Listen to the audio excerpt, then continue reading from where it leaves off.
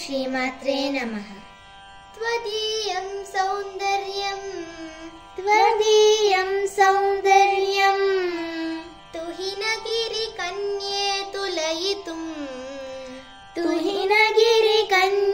तुलयितुं कवीन्द्राः कल्पन्ते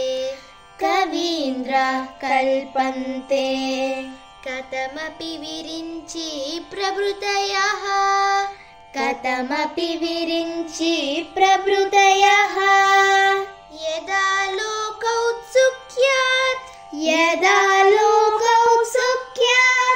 अमरललनायान्ति मनसा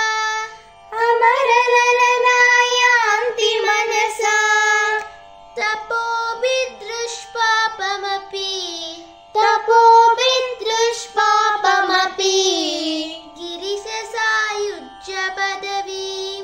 गिरिससायुज्य पदवीं त्वदीयं सौन्दर्यं तुहिनगिरिकन्ये तुलयितुं कवीन्द्राः कल्पन्ते कथमपि विरिञ्चि प्रभृतयः यदा लोकौत्सुक्यात् अमरललनायान्ति मनसा तपोभिदृष्पापमपि गिरिससायुज्य पदवीम्।